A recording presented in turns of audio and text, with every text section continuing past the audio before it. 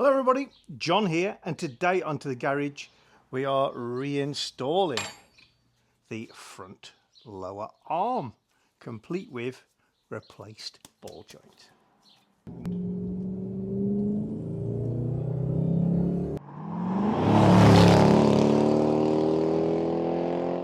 Hi everyone. So yeah, I've been threatening to put this lower control arm back in for a few days now. So let's actually crack on and do it. It's a pretty straightforward deal. Just a few tricks, bits and pieces to be aware of. The main one is do not, under any circumstances, fully tighten up the bolts that go through these bushes until the car has got weight on it or you've artificially created the correct sort of ride position. Otherwise you'll tear the bushes out. Okay, so we're looking at the subframe at the front of the car, and these two yokes are where the bushes of the control arm or wishbone go through. In the last video, let me grab hold of the bolt, there we go. We discussed this weird bolt with the large bulge here and a reduced section here, and the fact that there's a small hole and a large hole, and because of those it has to come through from the back, which is really awkward because the steering rack gate gets in the way. I had lots of great input and suggestions from everybody about what that was, and I think we have cracked it, so thanks to everybody who helped out. There is an optional extra, which is an eccentric one of these bolts, and it's effectively got a circular cam, off-center cam. This larger hole is to accommodate that cam, and that allows you to change the angles that the control arm is attached at, effectively enabling you to alter the camber. And I didn't register that at all, never came to mind, never had a car that had already had the eccentric bolt fitted. I was aware of it existed, but there you go. It's also the answer for those of you who've commented on my car, Purdy. Oh, your car's 20 plus millimeters lower, John, aren't you going to adjust the camber? To which I've always said I'm not worried because that's well within the operating range. But if you really did want to, then putting the eccentric camber adjusting bolt in here would be part of your solution. Anyway, my bolts are in good condition. I'm going to pull this gaiter back out of the way. So I'll go and unlock the steering lock and turn right so that we can get the bolt in there.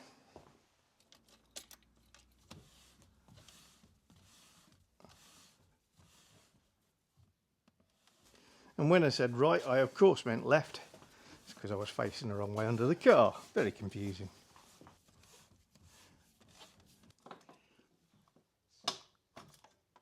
There we go.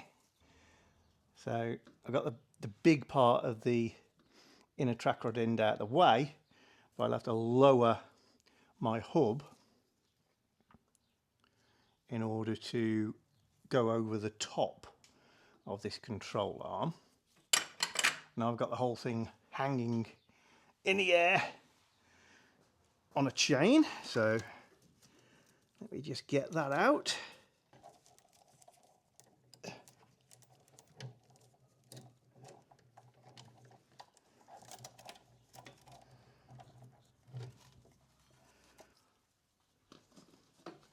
That looks like it.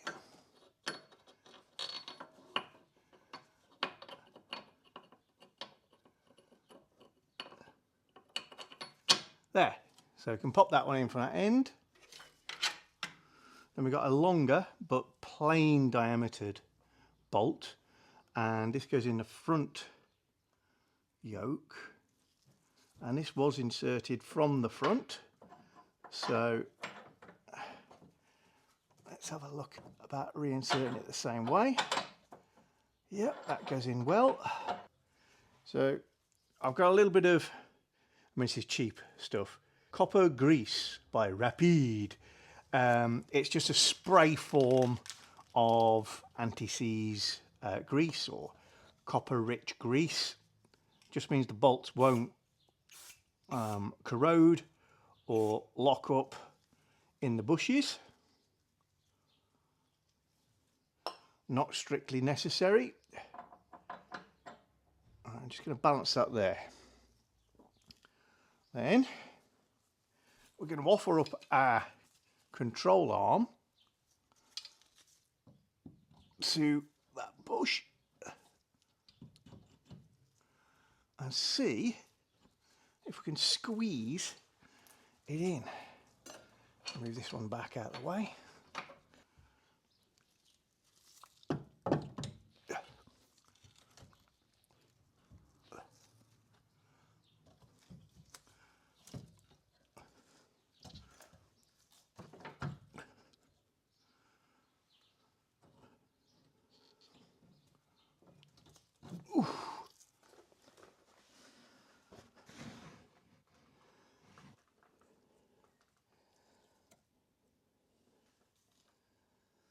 It's just everything being a bit heavy makes this tricky.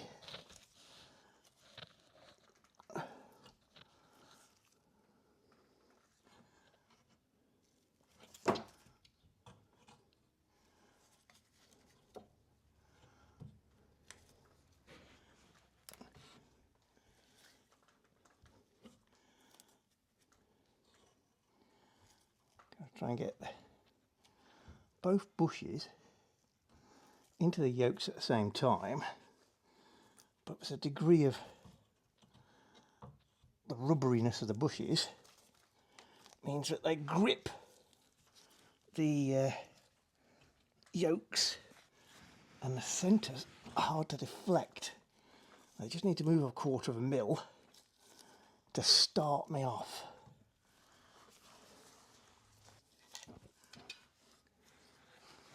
Let's try this. Put a screwdriver in that bush to deflect it a little bit.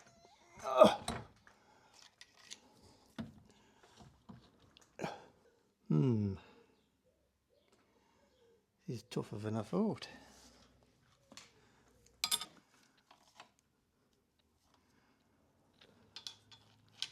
Okay, I might need a little bit of a rethink. Part one of my fix, so the inside edges, so I'm positioned like that, of the bushes should be very clean, and in my case there is just a fraction of the rubber, vulcanized rubber, it's kind of leached onto this surface, and there's a few little casting marks. I mean, we're talking probably 0.2 of a millimetres worth, but I'm just going to clean this up by scraping it all with a box cutter or Stanley knife, and then I'll just dress it with a very fine file, and I'll do that on both sides.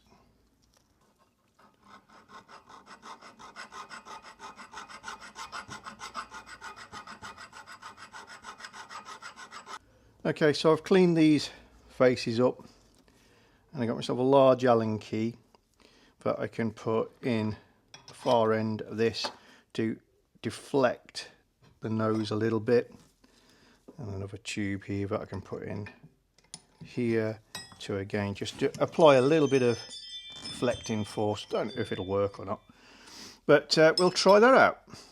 Might be hard to film this.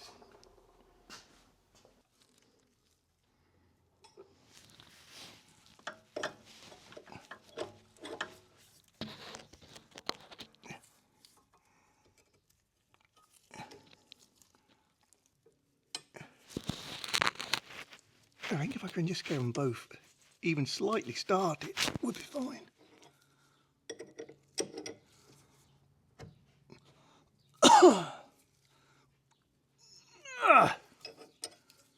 Oh, it's so close. Right.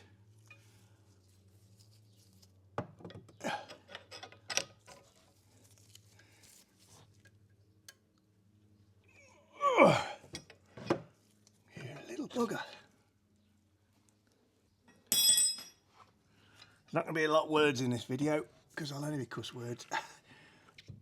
And I can't think and strain at the same time.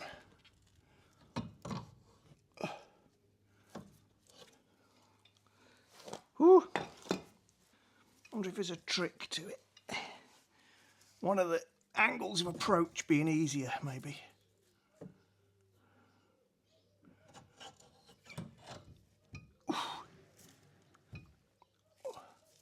I don't think so. It's just so close and it doesn't want to go in.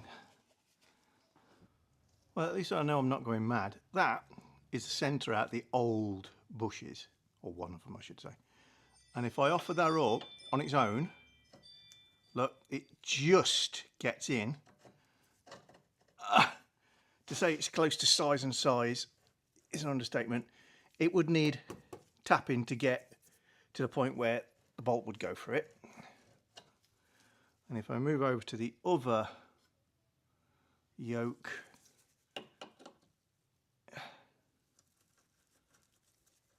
oh, again, size and size. So there's very little, if any, clearance on this. Having this bush, the idea was I'd just try out various angles of approach, see if there's a taper somewhere. Bad news is there isn't.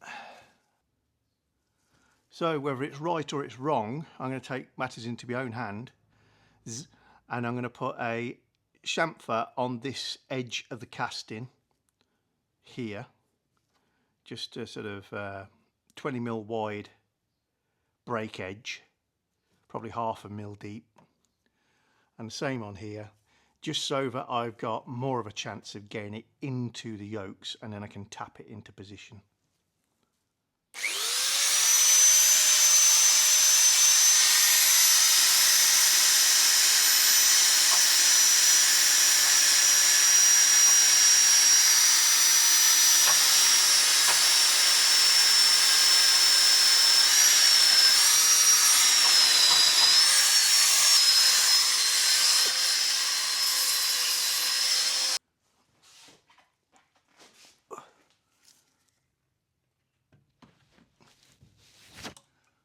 Ooh.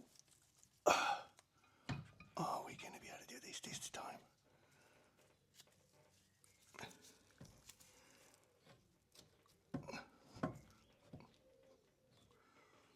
Maybe. Oh, we've got the edges in with the help of that Allen key and the bush.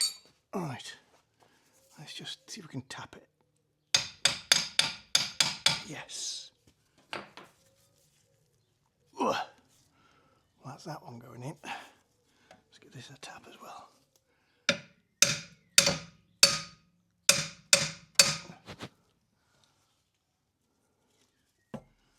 I think we're going in.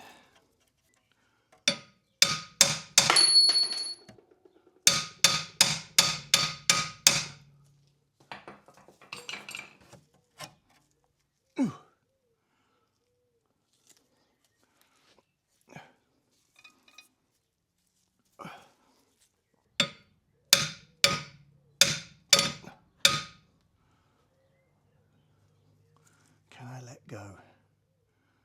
Oh, just. That's where I've got to. So yeah, it's a very, very snug fit.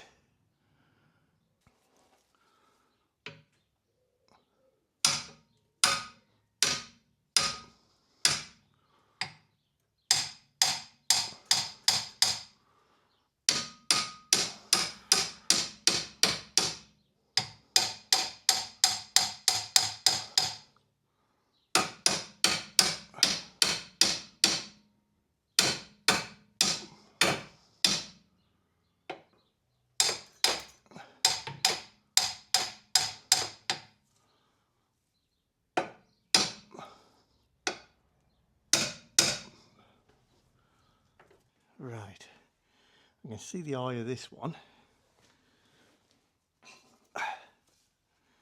So we know we've got to go up. It's about there.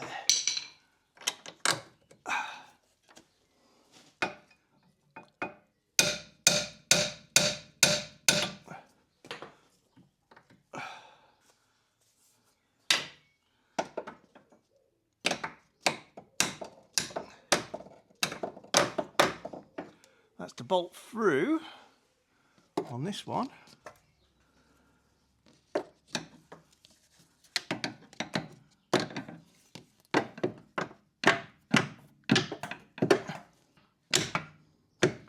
That's great news, because that means it's not going to drop on my head. It's got to go a little bit back.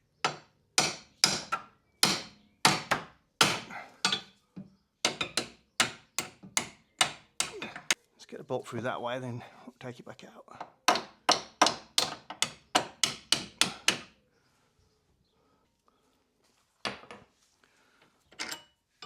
Let's put it back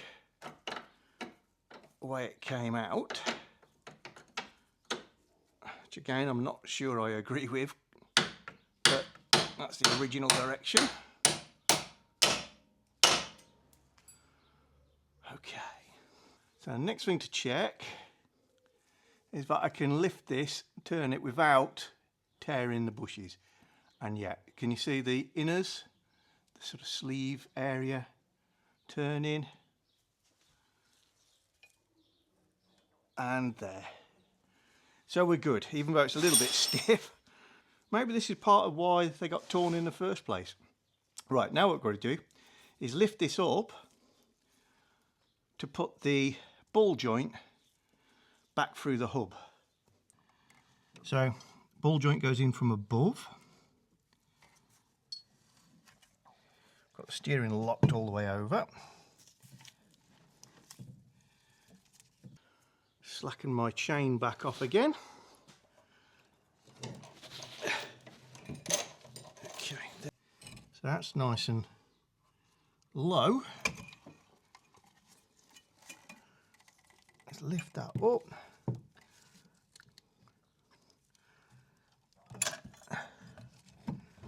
And get the ball joint into this hub.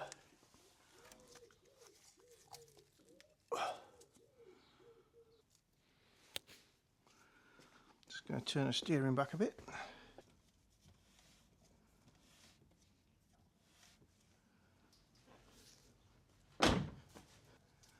Control arm out of the way.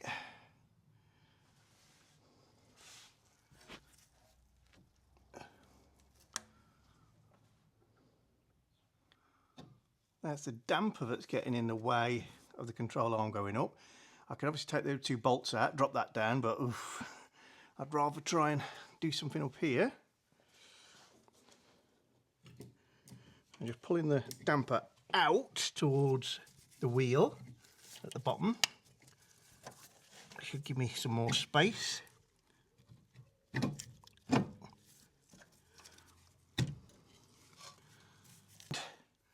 think all I need to do is manoeuvre, articulate the ball joint to face out a little bit, and we should be in. Ooh. So just put something over the thread to protect it, like so. Let's give that a bit of angle, and let's see what we can do this time. Now this is not going to be very stable, but then again, I'm not actually putting a lot of pressure on it either.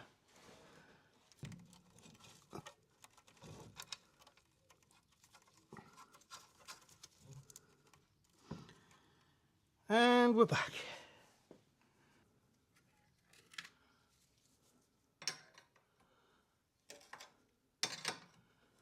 Let's just nip up the ball joint bolt. I'll do for now. We're leaving the drop link off because the other side is yet to do, and that will help access over there. So now we're just fitting a nut and washer to the other side of the damper bolt. There we go. So it's 18 on the head, 19 on the nut.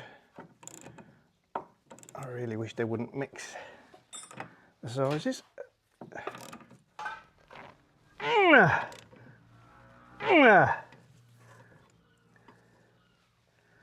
That's back on. Okay, so now we've got the bolts in on these pivot points. Put the nut back on. And what I'm going to do is pinch them up but not tighten them.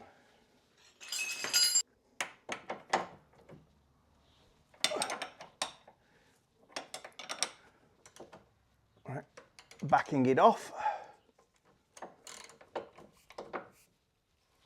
That's now slack.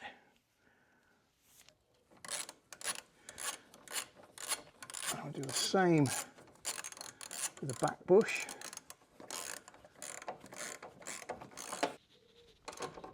Right, it's tight. Back it off.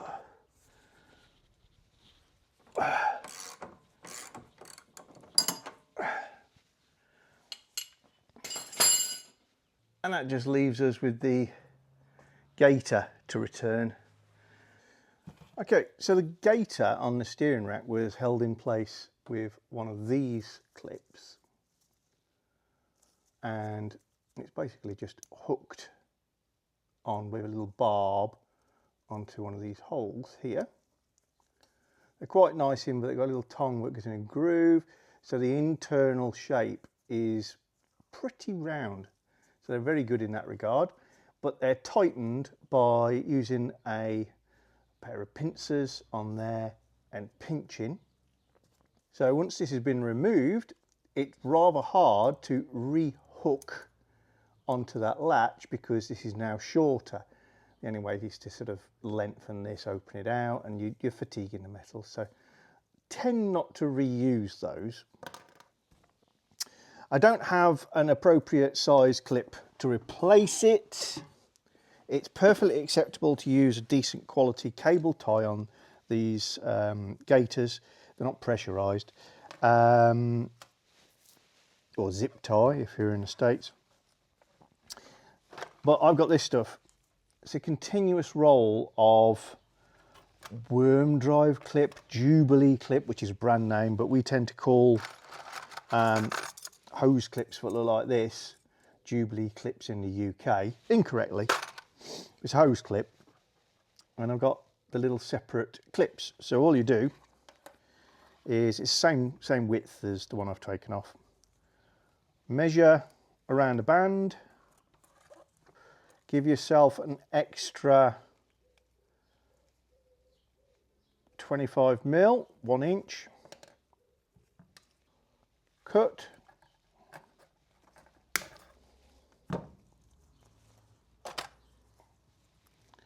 Then on the underside of these worm drives was a slot and a barb. Take one end of your strip, slide it through the slot, through the other slot. There we go. And then it hooks onto that barb in the other hole. And then we can squeeze it like so. So that's now captive. Bring this end round, feed it into the slot underneath the worm drive, the screw. You can tighten this like you would any standard hose clip, and it draws the other end of the band in, and by the time I've got 10mm sticking out this side, it will be about the same diameter as the original. Also has the advantage of I can open it to get it over the gator. If I can find some a similar set to mine, I'll stick it in the description below and on my little Amazon shop that many of you use to have a look at. I wouldn't say this is the highest quality stuff because, yeah, obviously mass produced, but it gets you out of a bind really often, and for low stress applications or an emergency repair, fantastic.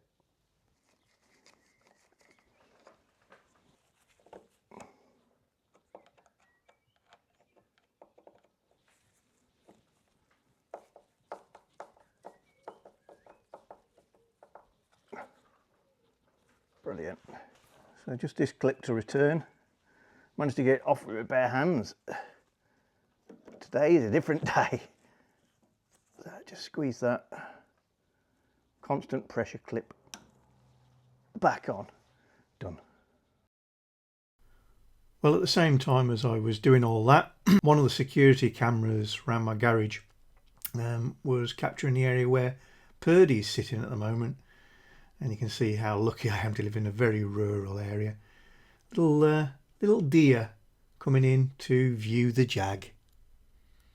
And I reckon she looks like she approves, particularly of the upgraded exhaust system. It is wonderful to live in such a rural area, and we're very often visited by badgers, foxes, hedgehogs, deer, all sorts of wildlife. Amazing.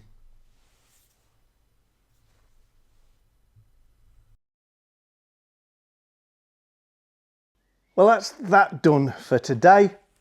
Back on, and I'll hopefully get back out here tomorrow and crack on with the other side to do all the jobs that I've done on this corner over there.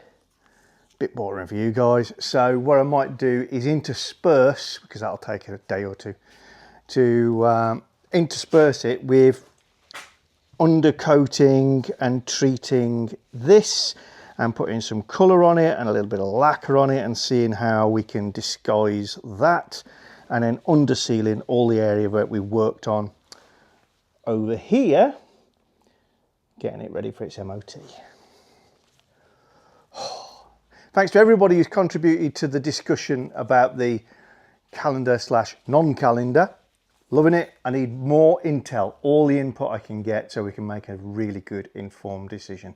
If you've not seen a previous video about photogenic Jags and what we're going to do, please go have a look. If you're interested in these cars at all, if you're interested in this channel at all, I want your input. See you soon, folks. Bye. If you're interested in any of the gadgets, gizmos and tools that I use in my videos, then very often I'll put a link to relevant items in the description below the video, but you can also go to amazon.co.uk/shop/to-the-garage, and that will give you the To The Garage storefront. These are not things I'm selling, it's just a link to all of the Amazon based items that I've bought over the years which are relevant to the channel. Nice little feature. Thank you very much, Amazon. If you're enjoying our channel, then don't forget to subscribe and click the little bell icon so you get notifications of new videos.